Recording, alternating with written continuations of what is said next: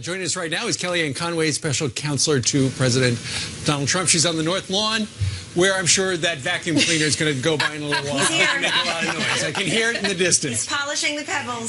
That's all. Well, Kellyanne, the congressional baseball game was last night. They sold a record number of tickets, I think 25,000.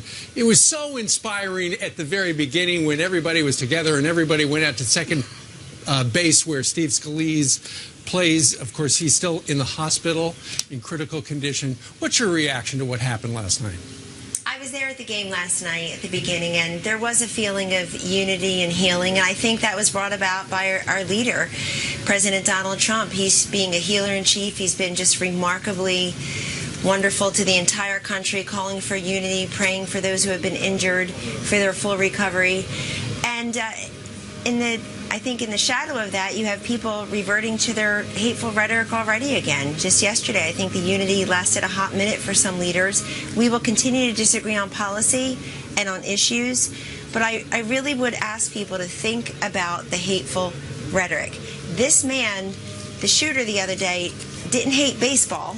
He hated Republicans, and his social media feed was a complete anti-Trump, anti-Republican screed. I mean, for those, particularly in the media, who are so obsessed with the president's social media postings, why isn't everybody looking inside a little bit at what they're posting and what they're saying? Because really, nobody's responsible for this shooting except the shooter. There's no question about that. Right. At the same time, you can oppose policies, but it's done with such hateful, charged rhetoric that active resistance becomes armed resistance in the case of this lone gunman. Sure. I mean, Kellyanne, last night was altogether fitting and proper, exactly the type of display we should see. Do you feel like, however, amongst Democratic leaders in this country, enough is being done to say, tone it down, stop it? We can't bring this to the brink. Not that they're encouraging violence. No one's saying they are necessarily, but the rhetoric is so hot. Can they do more? Should they do more? I heard the Republican leaders say it last night in an interview on a different network. You had Leader McConnell and Speaker Ryan saying exactly that, and that they work together every day with their Democratic colleagues. They often disagree. We can't seem to get Democratic votes for very much. We certainly welcome them for all of our policies. But at the same time, you had Leader Pelosi yesterday pointing the finger already.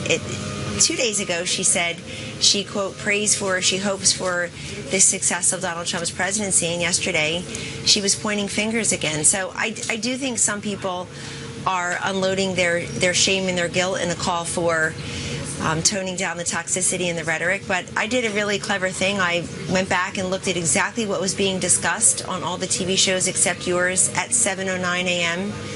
on Wednesday when this happened, and it's a really curious exercise because as Steve Scalise was fighting for his life and crawling into right field in a trail of blood, you should go back and see what people were saying about the president and the Republicans at that very moment. Of course, they had a break-in with the news of this tragedy, and since then there's been some introspection, some quieter, more muted voices toning down the rhetoric. But look at Twitter. If I were shot and killed tomorrow, half of Twitter would explode in applause and excitement. This is the world we live in now, and it's terrible because it's one thing to say I disagree with you on health care repeal or on taxes or on your plan for national security, but you can't attack people personally in a way and think that tragedies like this won't happen. And by the way, look at the response from some in the public. You've got Martha McSally, Congresswoman from Arizona, Claudia Tenney, Congresswoman from New York, two women I know very well and work with closely. They have been directly threatened since this happened, as have others, and that's very concerning to everyone. We don't want to live in a police state because we can't get control of people's rhetoric. But this is a call for leaders to do more and to speak directly to those. But look, this is also the natural byproduct. If you have images of the president being shot in rappers' videos, being assassinated in a production there in New York City, the picture of a severed head. I mean, all of that is a toxic stew. Again, there's nobody to blame but the shooter here. And Kellyanne, the calls for tamping down also should be there should be some introspection there. Yeah, we're going to have to watch and see how they cover things going forward. That was all before the shooting happened. It will be interesting to see how the mainstream media covers President Trump's trip to Miami today. What is he doing down in Miami today, Kellyanne? So down in Miami today, the president's doing a very exciting thing for the Cuban people. our unity is with the Cuban people, not the oppressive Cuban regime that has benefited from these changes in the Obama administration policies that helped the military, the security, and the intelligence entities there benefit from U.S.-derived funds. That has to stop, and that will stop.